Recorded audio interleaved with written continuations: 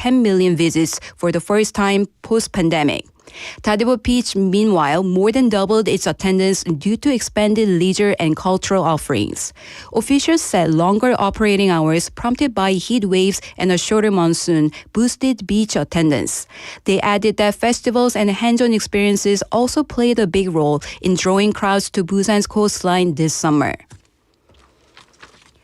Busan Sports Facility Management Office announced today that parking areas at the Suyang Bay Yacht Stadium will gradually close starting September 15th due to redevelopment work. The facility currently offers more than 500 free parking spaces, but around 100 spaces near the main building on the Haeundae side will be the first to close. As construction progresses, all parking areas will be shut down in stages. To reduce inconvenience, the city will monitor unauthorized parking unrelated to stadium use and operate 2 nearby public lots around the clock. As part of the redevelopment project, officials also cleared 323 illegally moored boats and water scooters from the land and water sections of the stadium last year. In international news, France's National Assembly passed a no-confidence vote against Prime Minister François Bayrou yesterday, forcing his government to resign after just 9 months. This is the first time in the Fifth Republic that a government has fallen this way. Bayrou had requested the vote to gain support for next year's austerity budget, which included spending freezes, tax hikes, and cutting 2 public holidays to address France's high debt. And now for today's weather for the city. Current temperatures are 23 degrees Celsius under cloudy skies, and the city is expected to receive 20 to 60 millimeters of rain today. That wraps up this hour's news. Thank you for joining us. You're listening to BEFM, 부산영어방송.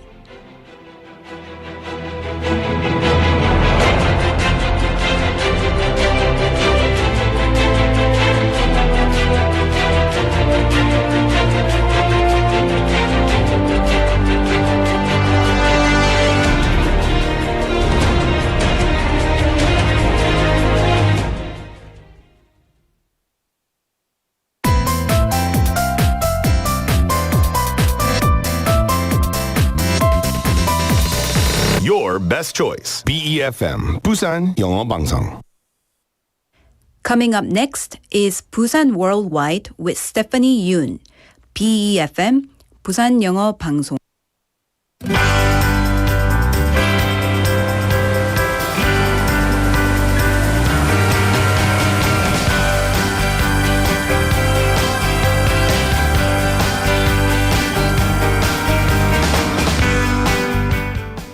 Good morning and welcome to Busan Worldwide.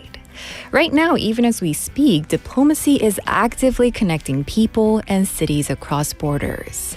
지금 이 순간에도 국경을 넘어 사람과 도시를 연결하는 외교는 활발히 이어지고 있습니다. The countless containers moving through Busan port, international students we see in neighborhood cafes, cultural exchange programs, and even the semiconductors and parts inside our smartphones, all of these are the products of diplomatic cooperation closely tied to our daily lives. As global challenges like climate change, pandemics, and technological competition grow, diplomacy is also changing. In today's global era, where globalization and localization move together, local governments, cities, and even citizens play a vital role. Korea's Local Autonomy Act Article 193 and the Public Diplomacy Act Article 4 clearly establish the authority of local governments to engage in international exchange and cooperation. The Ministry of Foreign Affairs has also begun dispatching ambassadors for international relations to local governments and launched new youth diplomacy teams to focus on local issues. The power to shape cities and improve lives, that is the essence of diplomacy today. Well, this is Busan Worldwide, and I'm your host, Stephanie Yoon.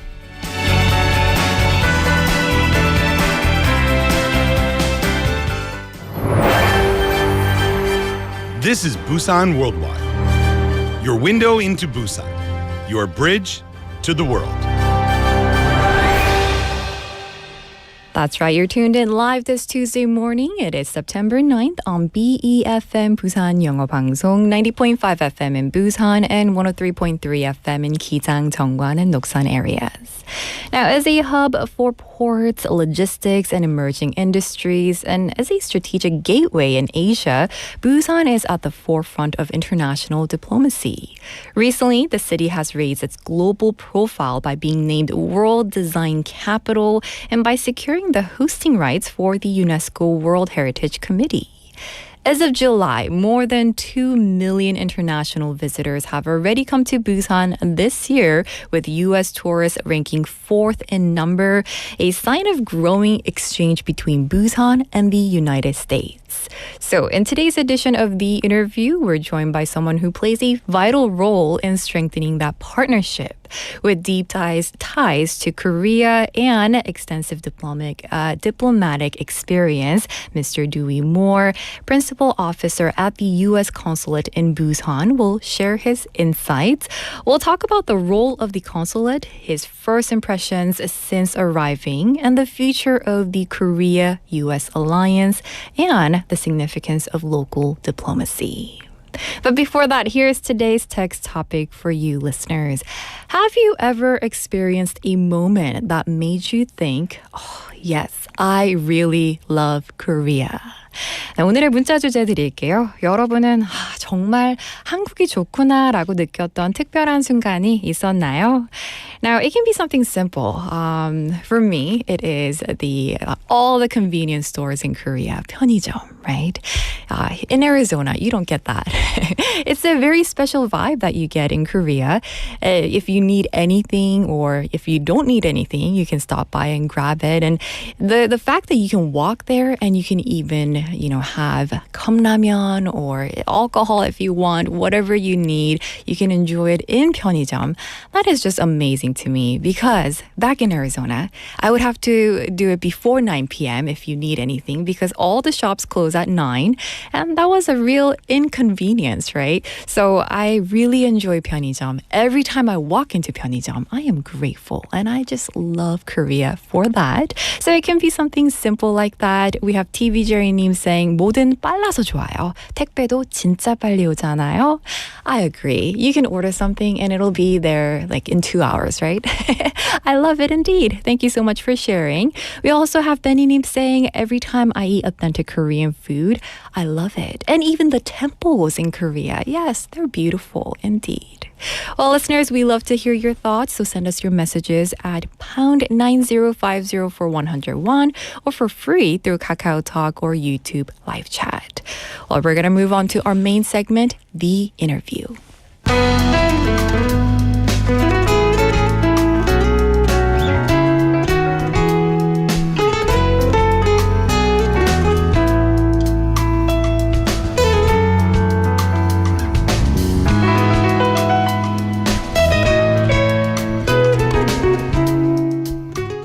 And now it's time for The Interview.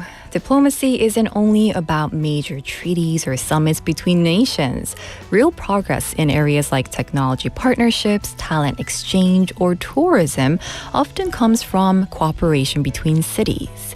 And Busan is also expanding its global presence by using the power of city diplomacy in fields from ports and logistics to design and culture. So today we're joined by Mr. Dewey Moore, Principal Officer at the U.S. Consulate in Busan, who plays a key role in building bridges between the city, its citizens, and the United States. 네, 오늘도 인터뷰에선 부산과 미국의 협력을 위해 도시와 시민을 연결하는 다리 역할을 하고 있는 Dewey Moore, 주 부산 미국영사관 수석 영사와 함께합니다. Welcome and hello. Yes, thank you for having me, Stephanie. Yes. I feel very privileged to be able to come here and talk on your show. And I'm very grateful to be able to meet you and everyone here. Thank you so much. As we warmly welcome you, and it's a pleasure to have you in the studio. I know you're very busy, so we're very excited for this interview, and I have about 20 questions for you. But could you first greet our listeners and briefly introduce yourself? Yes, so my name is Dewey Moore. I came to Busan to work at the U.S. Consulate here about 3 weeks ago. Wow. My title is Principal Officer.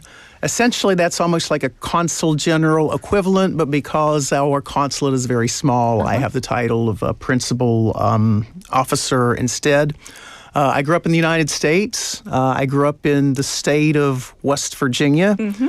Some of your listeners may know that there's even a song about West Virginia by John Denver. Are you going to sing it for us? No. You don't want me to sing. I guarantee you, if I sing, your listeners will all turn off the radio. So you don't want me to do that. But as a diplomat, I have lived, this is my third time living in Korea. Mm-hmm. I served at the U.S. Embassy twice previously. I've also worked in Guangzhou, China, and Shenyang, China. I also spent a year in Taipei, and I've also lived in a country which I don't know if your listeners have heard of called the Marshall Islands. It's in the Pacific. It's actually in the North Pacific, not South Pacific. It's about halfway between Hawaii and the Philippines is how I like to describe it. But it's very small. And so I also had an experience living there as well as a diplomat. But I am extremely excited to be here in Busan. All right. Well, welcome. Thank you so much for being here. And this is Mr. Dewey Moore. So how does it feel to take on the role of principal officer working here in Busan and the Gyeongnam region?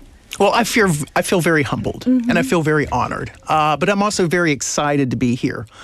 There's a nervousness comes with that as well, but I don't think nervousness is always a bad thing. If I can tell you one anecdote, you may know the British band, the Rolling Stones. They said they were known for their very electric live performances or very, exciting performances.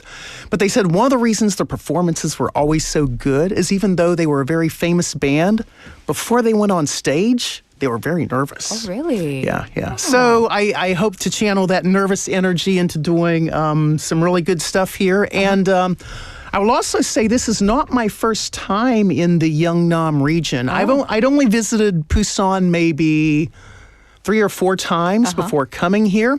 But I had lived in Gumi for a year, working at a company in Gumi. And of course, that's Gyeongsangbuk-do and not Gyeongsangnam-do. But it is, still part of the Gyeongnam region, so it's very exciting. I'm very excited to be here, and I've heard a lot of great things about Busan, and also, a lot of people have told me that Busan is their favorite city in Korea, even among foreigners that have lived here for a while. Among expats, they've said, "Oh yeah, I think Busan is the greatest city in Korea." Great. So I am here to find that out. Right. And I'm sure you're going to love it. I'm excited for you to find out for yourself. I'm sure I will love it too, yeah. Now, as principal officer at the U.S. Consulate in Busan, could you maybe explain your main duties and responsibilities? Yeah. So my main duty here is to represent the United States of America and our interests. The alliance between the United States and the Republic of Korea is very important. I'm here to strengthen that however I can by meeting with local governments, members of civil society. And you can almost think that as, so most countries have consulates overseas. So like, for example, I looked it up. And so, for example, South Korea actually has 8 consulates in the United States. They have consulates in Boston, Chicago, Honolulu, Houston, Los Angeles, New York City, San Francisco, and Seattle. Well, of course, South Korea is a smaller land area than, of course, the United States.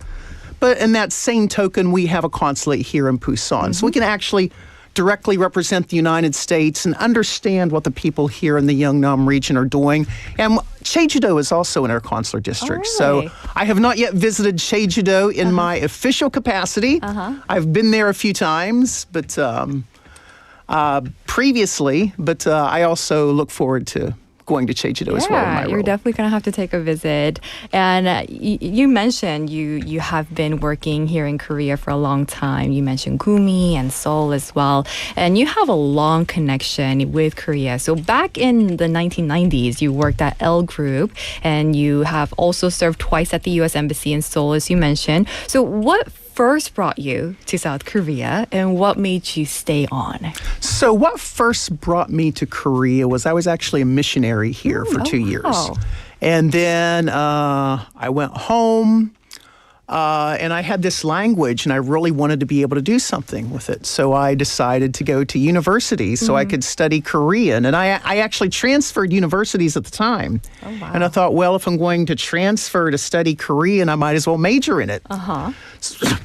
Excuse me. It's okay. So I majored in Korean, and then shortly after graduating, I got the job in Korea. I first started out in the Gyeonggi-do area. I was in the Pyeongtaek Suwon area for the first year. Then I came down to Gumi, but then I returned to the United States at the time because I wanted to go to law school. Oh. So that was what first brought me here, and well, and I guess I should also throw in there, my wife is also Korean. Right. So that helps as well. Yeah. And it seemed, because she has lived in the United States for much of her married life, it seems only fair that we can live in Korea for part of that time as well and be in her home country. Right. You did while she's your in my years home country. there. Now Yeah. you have to do your years Yes, here. Of yes, course, exactly. Of course. That's only fair, right? And it's clear that you have this special love and affection for Korea. So what do you love most about the country? Well, to me, that's a very difficult question because I've lived here so long. It's almost become like a second home to me. I love how you mentioned the convenience stores at the Yes. beginning of the show because that's one of the things I love about Korea as well, Right. because I go home to the United States and it's because of the way the zoning laws are set up. You just can't walk to the corner store and buy No. something. Where here, no matter where I live, I can walk to the corner and buy something. I think the public transportation here Yes. is incredible. It's amazing. You know, you want a car at times because you want to like go to the store, buy stuff, and bring it back. But the public transportation system here, I find very amazing. That's another one of the things I love. And part of it is I came here at a very young age, where I was very impressionable. Right. I grew up in West Virginia, as I said. It's a very, well, I don't want to say small state, but the population is very small. The largest city in West Virginia only has a population of about 50,000 people. Oh, wow. Which is, you know, nothing compared to cities in Korea. So at a young age, I came here as a missionary, and I was in Seoul, and I was just enamored about how dynamic it was. But another thing I will say I really like about Korea is how family-centric it is, and family ties here are very strong. And it's Absolutely. amazing to me that, you know, almost every Korean, you can ask them, you know, where their family lineage comes from, and they can tell you where their line is. They can Right. tell you where it's from. Yeah. And they have these long family histories. In Korean, they call it a jokbo, Right. which goes back for, you know, generations and generations and centuries. And I find that truly, truly amazing. So that's another Yeah. thing I love about Korea. Definitely. So many different reasons. But also, yes, like they have those traditions that families carry on and what you mentioned. I love that. Now, listeners, if you're just tuning in through Busan Worldwide, we are in the middle of the interview with Mr. Dewey Moore, Principal Officer at the U.S. Consulate here in Busan. So for this question, I like to ask you in Korean, since I've heard you speak it very, very well. So fluent. So I'm not being rude. He is fluent, right? 네, 이 질문은 한국어로 드리고 한국어로 답변 부탁드릴게요. 정말 한국어를 정말 잘하신다고 들었는데 또 제가 봤습니다. 그래서 한국어를 배우게 된 계기와 또 이 배우는 과정에서 한국의 문화와 정서를 이해하는데 어떤 도움이 되었는지 궁금하고요. 또 가장 좋아하는 한국어 단어나 표현도 함께 알려주시죠. 예. 알겠습니다. 뭐 솔직히 제가 한국말 그렇게 잘하는 게 아닌데 뭐. 너무 잘하십니다. 와우. 뭐 지금 대화할 만큼 알죠 뭐. 네, 언어 배우는데 그 문화 배우는 게 너무 중요하다고 Of 생각합니다. course. 뭐 예를 들어서 제가 한국에 처음 왔을 때 김치 먹고 봤는데 별로 안 좋아했었습니다. 네. 그렇지만 제가 한국말 정말 잘하려면 이런 거는 좋아해야 될 것 같은데 그래서 지금 김치 너무 좋아합니다. 물론 그 시킴치보다 생김치도 좋아하지만 그리고 그때 외국 사람이라서 몰랐는데 이제 알잖아요. 그렇죠. 여러 가지 김치 있잖아요. 정말 많죠. 그리고 한국 음식 중에 먹는 것들은 있기는 있지만 그 김치 잘 먹은 다음부터 정말 그 언어도 잘 하게 된 것 같은데요. 왜냐하면 그 문화에 관한 감상이 있어야 그거 잘 배울 수 있을 것 같습니다. 그럼요. 그리고 좋아하는 표현 중에 솔직히 제가 좀 고민하다가 뭐라고 해야 되는지 몰랐는데 근데 생각해 보니까 아까 그 족보 얘기했잖아요. 네.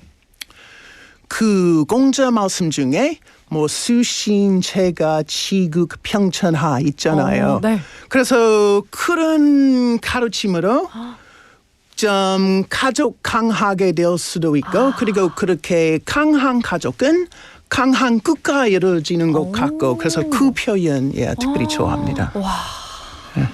지금 읽는 것도 아니시고 그냥 말씀하시는데 제가 배우고 있습니다. Wow, that's amazing. So I love how you share that. Yes, in order to learn the language, you need to learn their culture and appreciate it. So you didn't love kimchi in the beginning, but you kept trying, and now you love it, and you know all types of kimchi. So thank you so much for sharing that in Korean. I am very impressed. But now you also took part in the Korean Ministry of Foreign Affairs, and it's the very first diplomat exchange program. So what led you to join that program, and how has the experience of working directly at the ministry helped you in your current diplomatic work? So I will say that working at the Ministry of Foreign Affairs, it was actually one of the highlights of my diplomatic career. I really enjoyed working there. And it was interesting how I came to work there. So in the U.S. State Department, we switch positions every 3 or 4 years. Right. It's almost like changing our job. So we have to find a position and we have to lobby for it and say why we're better than anybody else. The interesting thing was, I was actually looking at another position at the time. And I was told, well, it's not officially in the list yet, but we have this exchange program starting with Korea, and we think you'd be very good for that. And so I was very excited. And so I applied, and they gave it to me. I mean, even though they pitched it to me, of course, I still had to apply. And I worked there, and as I said, it was really one of the highlights of my diplomatic career. I still keep in touch with some people that I met during that program. And the thing that people outside of government doesn't understand, there's something we call the interagency. It's how different government agencies work with each other. And of course, we have how that works in the United States. And I was also better able to understand here in Korea how different government agencies interact and work with each other. Because to be frank, in the United States and in Korea, government agencies don't always see eye to eye. Right. And then sometimes it has to go up and a decision is made. But I really enjoyed it. And as I said, it was one of the highlights of my diplomatic career. That's great to hear. And now the U.S. Consulate in Busan now covers Busan, Ulsan, Gyeongnam, and Gyeongbuk. And since you have already some experience, right, working in Gumi, as you mentioned, do you have a particular perspective on the Gyeongnam region's economy? And are there specific areas of cooperation that you like to pursue in the future? Well, I think the interesting thing about the Gyeongnam region is this was part of the backbone of what grew Korea, right. The industry here. Yeah. And the Gyeongnam region is still very important. You look at Busan, very important transshipment hub. One of the most important hubs in the entire world, actually. And shipbuilding here. Shipbuilding in the area is very important. And as you may know, that there's been discussions between our two governments about cooperation in shipbuilding. So I think that is one way that this region is going to be very important to the U.S.-Korea alliance Our president, he did an executive order a few months ago about restoring America's maritime dominance. And Korea is playing a role in actually helping us to achieve that. And of course, Busan is very important as a transshipment hub, logistically and as part of the global supply chain. So that's how I see this region and the important role it plays. And once again, I wake up every day and I'm like, wow, I can't believe I was actually selected to come here and do this because it's so amazing. Definitely. And I'm excited for the future of all the collaboration and cooperation we'll see here in Busan. Now, Mr. Moore, on a personal level, what would you say is your philosophy of work and what core beliefs guide you as a diplomat? So in diplomacy, I think one of the most important things to do is to build bridges of understanding. Absolutely. So we see a lot of, within the world, wars, conflicts that arise. A lot of it, not all of it, but a lot of it is based on misunderstanding. And the role of diplomacy is building relationships of trust, building bridges of understanding. And part of that is empathy. So part of the role of a diplomat is coming and learning about another country. Right. Learning how they think and how they view the world. And I think that's one of the things I offer in this position. I've lived in Korea over 10 years. Right. Not all together, a few years here, a few years there, and various different experiences. So what I bring to the table here is that I understand the culture. I try to be able to understand the language in that. And I think that is what is important in diplomacy and building bridges of understanding. Right, definitely. So you mentioned empathy and understanding between two cultures, not just language. Now, listeners, if you're just tuning into Busan Worldwide, we are in the middle of the interview with Mr. Dewey Moore, Principal Officer at the U.S. Consulate in Busan, representing United States. Now, when it comes to peace on the Korean Peninsula and the interests of many countries, right, including the U.S., Korea, China, Japan, and Russia, are deeply intertwined. So in this complex multilateral environment, what role do you think our region, like Busan, can play? So I think the most important role Busan and the rest of the region can play is by building its maximum potential. I've already talked about how Busan is a very important hub globally, logistically, and for supply chains. And by Busan continuing in that role, that's how it can help build peace. And you mentioned also at the beginning of the interview in 2028, it will be part of the, it will be the world's design capital. Right. And it's through those initiatives, by playing its role that happens. And so another part of that, you mentioned tourism at the beginning of the show as well. And what tourism does is it gets people talking to each other. Right. And communicating with each other. And when people communicate and talk with each other, they see that their differences aren't so wide after all. And that goes back to what I say about building bridges of understanding. And plus also with the region's shipbuilding as well and industry, that plays a role in keeping the area strong. And by keeping its strength, that's what keeps stability through the region. And it also helps build peace. And, there's other consulates here in Busan as well, not just the United States. And that's what helps pull that together so we can achieve that goal of peace. Right. You mentioned being the bridge between cultures and countries, and I think that's why this role, principal officer at the U.S. Consulate in Busan, why that role is so important. So then, from your personal perspective, what does true peace look like? Okay, so let me go back to what I said in Korean. It's a statement by Confucius. Sushin, Chega, Chiguk, Pyeongchanha. And if you were to roughly translate that, it first means govern yourself, and then you govern your family, and then there's peace in the country, and then there's like harmony under heaven. So I think true peace, we think of peace as being the absence of conflict, but peace really comes from inside. Right. It's an inner peace. And one of the things we talk about a lot is rights. And rights are extremely important in, democracies and republics, countries like Korea and the United States.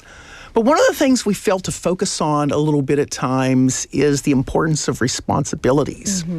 And it's by governing ourselves and through those responsibilities, doing what we can for others, that true peace comes. And I'll give you an example.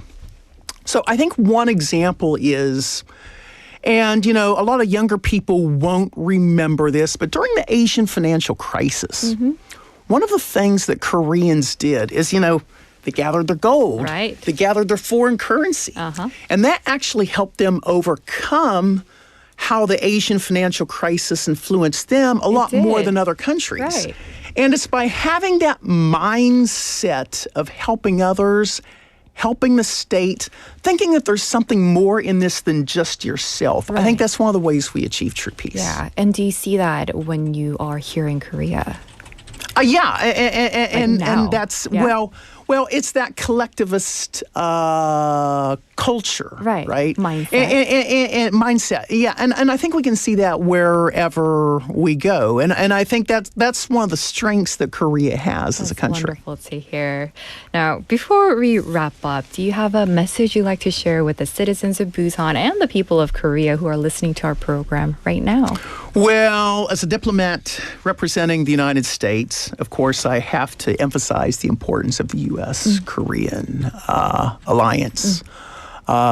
It's very important. It will get stronger. It's going to stay strong. But on a more personal note, I'd like to just say to people, feel free to follow your dreams. Don't let things hold you back. Yeah. I grew up in a very, very small town, population probably less than 2,000 people. But, I passed the foreign service exam. I became a diplomat. And I was able to come here to Korea to do this job that I absolutely love. So whatever your goals are, or whatever you want to pursue your dreams, don't give up. Set goals, prioritize. And the other thing I will say, which I will harken back to some of the other things I said, prioritize your family. Whether it's your parents, whether it's your children, whether it's your siblings, because it's strong families that build strong nations. Right. And by doing that, that's one of the things that will help keep our alliance strong. Right. I love that. You keep going back to how strong family results in strong community and country as well, as you mentioned. I love that, and I love that you shared about the encouragement of follow your dreams, right? And do what you can and dream big as well. But before I let you go, I do want to ask you, we talked about question of the day, what do you love about Korea? And since 1990s, you've spent a lot of time, you mentioned almost over 10 years. So was there a particular moment or scene when you thought, I really love this country? And what does life in Korea mean to you personally? Okay. So the thing that comes to my mind when I ask this question, and maybe this isn't a direct answer, but it was about 15 years or so ago, maybe a little longer than that. I'd lived in Korea all this time. I'd listen to Korean music. I'd watch Korean TV shows. I watched Korean movies. And then all of a sudden, friends of mine in the United States are saying they were actually starting to watch Korean television shows and Korean dramas. And I'm like, oh, that's interesting. And then later, K-pop really broke in the United States. Right. And I could say, well, I was doing this before it actually happened globally. I knew it before you all. Yeah, exactly. And of course, I know a lot of the older singers, which, a lot of people wouldn't know, like, Jo Young-pil, So Tae-ji, and going back to that generation. But it's amazing to me. So when I first came to Korea, it was in the late 80s. The Olympics had just ended. And to see how Korea has really advanced itself on the global stage. And that's one of the things that makes me think, yeah, well, I was there before it was cool. Right. You know, and I embraced the culture before then. So that's why it's special to you. Yeah, because before it was mainstream, you already found out and you were in love. I love that. Yeah. Well, and I guess I should also mention that, you know, I met my wife here. Right. So that has a lot to do with it as well. And, you know, you learn a lot about culture by being married to someone from that culture as well. And you love the person, so you love the country. So yeah, thank you so much for sharing about, of course, your work, but about your family and your life as well. That's going to do it for today's The Interview with Mr. Dewey Moore, Principal Officer at the U.S. Consulate here in Busan. Thank you again for being here. Thank you. Once again, I feel very privileged to be able to come and speak to your listeners, and thank you so much. It's my privilege, and I hope all of the listeners out there are doing well. Thank you so much. And with that, we're going to take a quick song break. This is Take Me Home, Country Road by John Denver.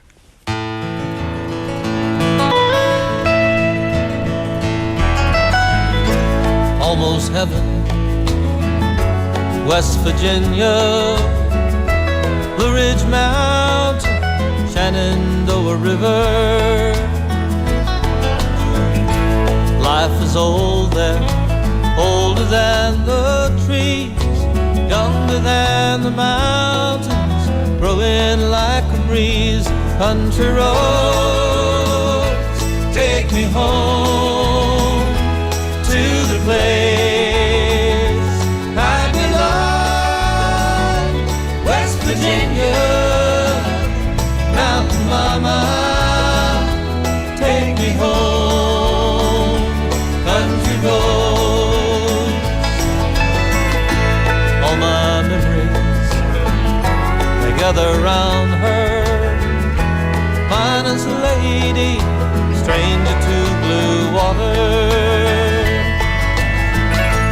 Dark and dusty, painted on the sky, misty taste of moonshine, teardrops in my eyes. Country roads, take me home to the place I belong. West Virginia, Mountain Mama, take me home. Country roads, I hear her voice in the morning hour. She calls me. Radio reminds me of my home far away. Driving down the road, I get the feeling that I should have been home yesterday, Lord, yesterday. Country roads, take me home to the place I belong.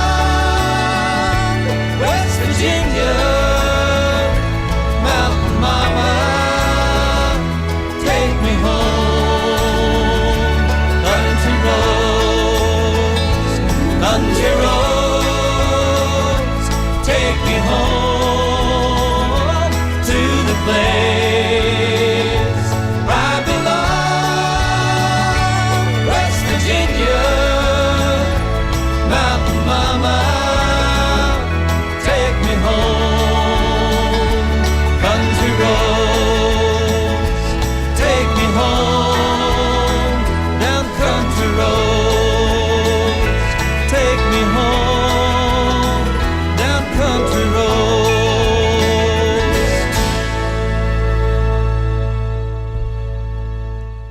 And that was Take Me Home, Country Road by John Denver. And that was dedicated to our guest today. Now, listeners, here's today's text topic. Have you ever experienced a moment that made you think, yes, I really love Korea? 네, 오늘 문자 주제는요. 여러분은 정말 한국이 좋구나 라고 느꼈던 특별한 순간이 있었나요? Now, we have a lot of messages coming in. Let me check out one of them. We have Claire Nee messaging in through Kakao, and they said there are so many good things about living in Korea. I agree. After my trips to European countries, it's great not to pay for using restrooms. When I applied for the new driver's license after losing it, it was fast. Oh, everyone says about safety here. Freedom and safety are the best here. I totally remember paying for bathrooms, even if it's like $1 or $2. Still, every time you have to go and they're not clean either. So yes, the bathrooms here, especially 휴게소. I went to 휴게소 on Sunday because I was traveling within the country, and so clean, and I love the 트로트 songs in the background and all the food. Yes, I definitely agree with you, Claire Neem. You're reminding me and helping me be grateful about the country I live in and the city I live in as well. Thank you so much for sharing. We also have 고수님 messaging in, TVJ님, 사랑대우님 saying, good morning, Stephanie and everyone. Happy Tuesday. Happy Tuesday to you as well. With that, let's move on to Busan Update.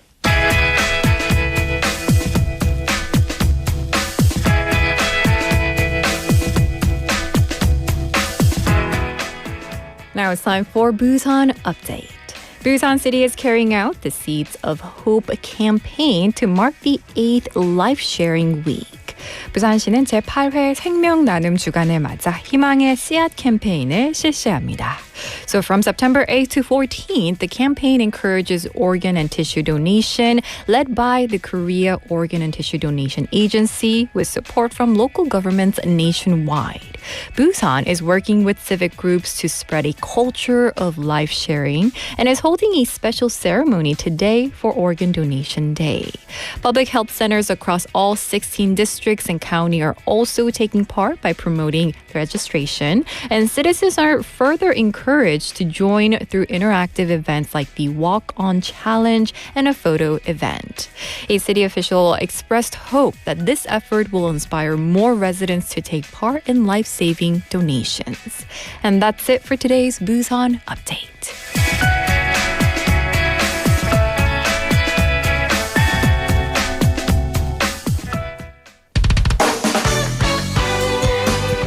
From the heart of Busan to the pulse of the world, global city, local voices, this is Busan Worldwide.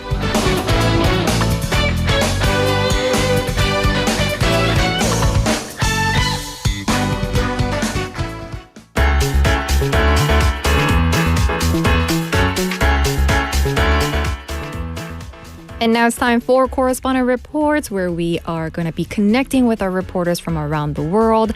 Let's head over to Hanoi, Vietnam for the latest updates.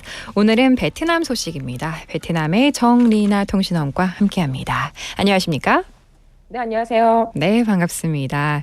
So with that, let's jump into our first topic. September has begun, and in Korea, students are busy returning to school.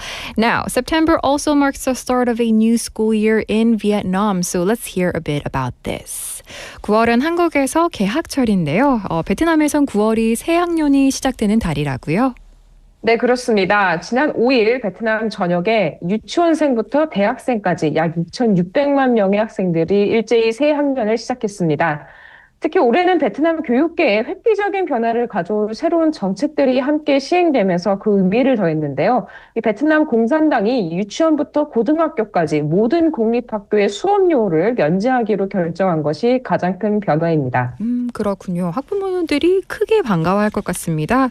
So on September 5th, about 26 million students across Vietnam, from kindergarteners to university students, began their new school year.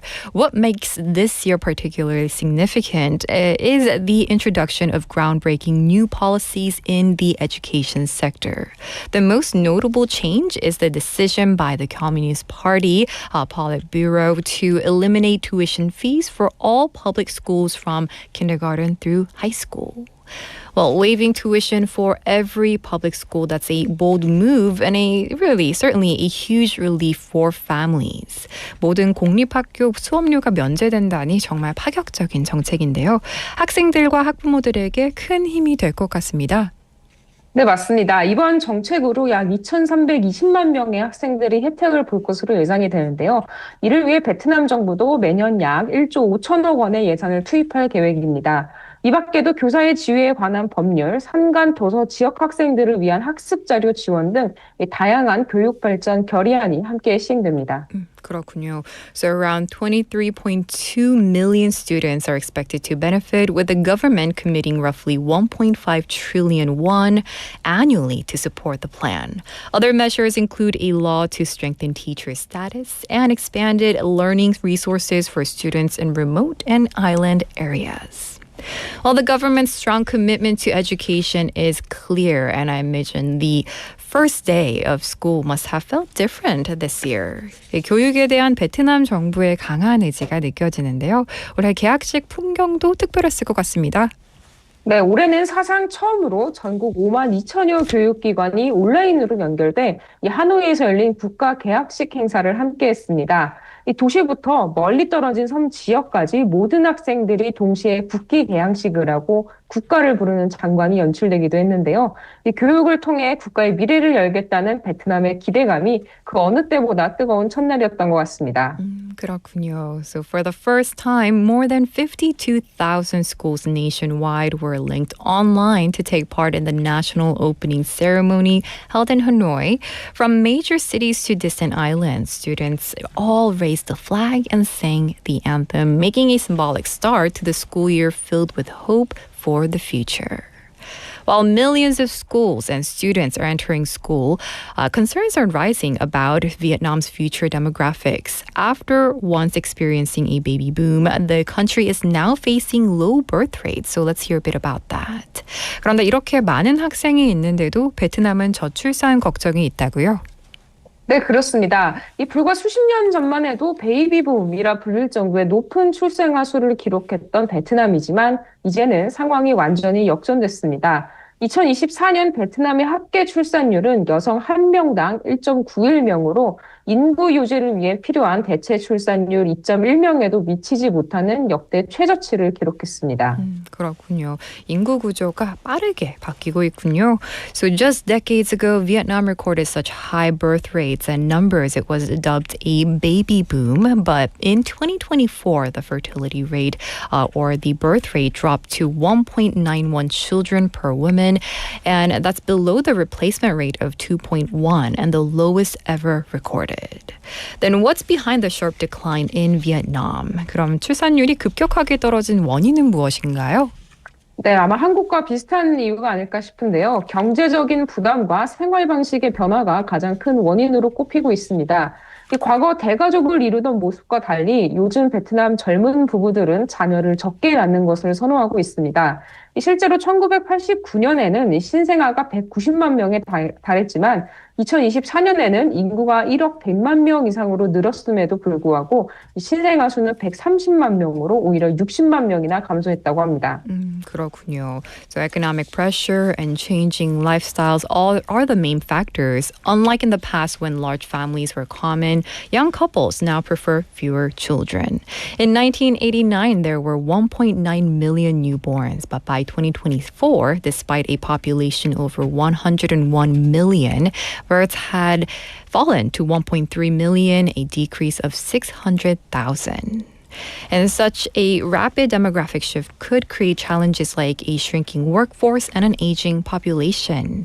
인구 변화가 계속되면 노동력 부족이나 고령화 같은 사회 문제도 생길 수 있겠네요. 네, 그렇습니다. 이 베트남의 인구 증가율은 1950년대에서 60년대 연 3.3%에서 지난해 0.8%로 급락했습니다. 이러한 인구 변화는 이 노동인구 감소와 급속한 고령화를 유발해서 이 베트남 경제와 사회에 큰 영향을 미칠 것으로 보입니다. 이에 베트남 보건부는 이 두 자녀 출산 제한 정책을 폐지하는 것을 고려하고 있고 또 호치민시의 경우 이 둘째 아이를 낳는 젊은 부부에게는 현금 인센티브를 제공하겠다라는 등 다양한 대책 마련에 나서고 있습니다. 그렇군요. 한국과도 비슷한 고민을 하고 있네요. So Vietnam's population growth rate fell from 3.3% in the 1950s to 60s to just 0.8% in 2024. This shift is expected to impact the economy and society significantly. In response, the health ministry is considering ending the two-child policy, and in Ho Chi Minh City, young couples are being offered cash incentives for having a second child. Well, with that, Vietnam is also focusing on energy security, with nuclear power becoming a key part of its long-term strategy. 한편 베트남은 에너지 미래를 위해서 원자력 발전 개발을 다시 추진한다고요? 네, 그렇습니다. 이 또란 베트남 공산당 서기장은 이 최근 베트남 원자력 연구소를 방문한 자리에서 이 원자력 에너지 개발은 사회 경제 발전과 국방 안보를 보장하는 데 매우 중요한 국가의 장기 전략 목표라고 강조했습니다. 이는 베트남이 안정적인 에너지 공급과 2050년 넷제로 탄소 제로 목표 달성을 위해 원자력 발전을 핵심 수단으로 고려하고 있다는 점을 다시 한번 공식화한 것입니다. I see. So Party General Secretary To Lam recently visited the Vietnam Atomic Energy Institute, stressing that nuclear power is a vital long-term strategic goal to ensure socioeconomic development and national security. This confirms nuclear energy as central to a stable supply and the nation's 2050 net zero target. And Vietnam previously halted nuclear plants. So what's driving this renewed push? 과거에 원전 계획을 중단한 적이 있었는데 이번에 다시 추진하는 이유는 무엇인가요? 네, 베트남은 8년 전 이 안전과 재정 문제를 이유로 이 닌투원성의 원자력 발전소를 건설하려던 계획을 중단한 바 있습니다.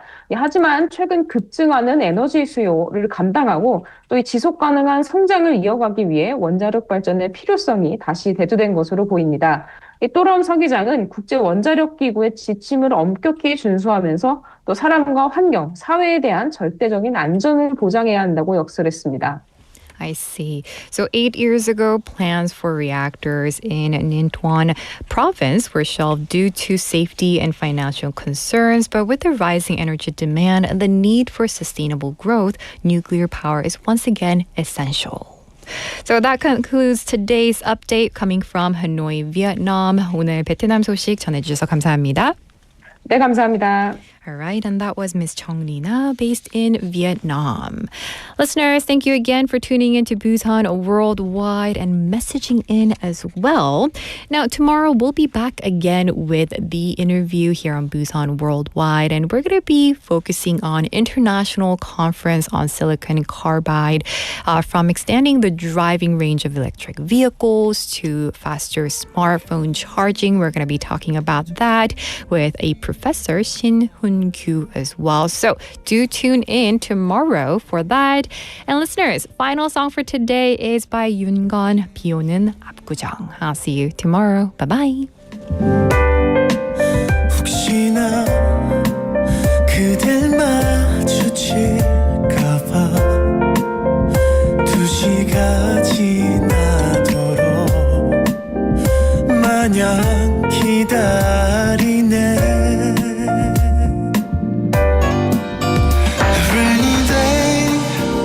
어쩌면 이젠 못 볼지도 몰라.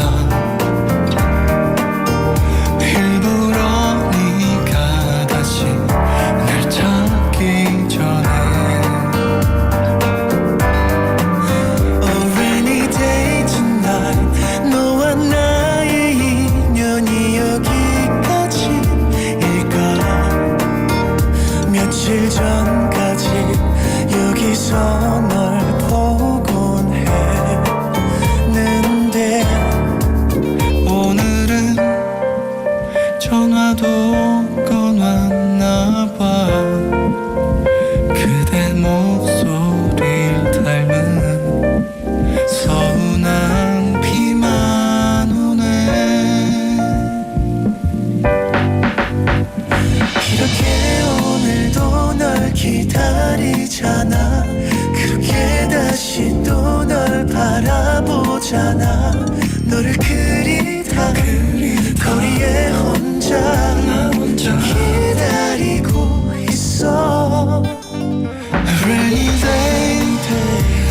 어쩌면 이젠 못 볼지도 몰라 일부러 네가 다시 날 찾기 전에 A rainy day tonight 너와 나의 인연이 여기까지일까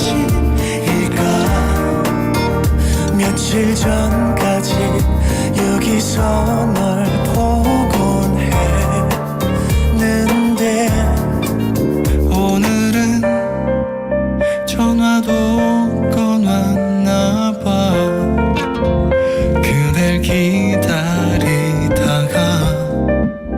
나 혼자 술에 취한 밤 혹시나 그댈 마주칠까봐 2시가 지나도록 마냥 기다리네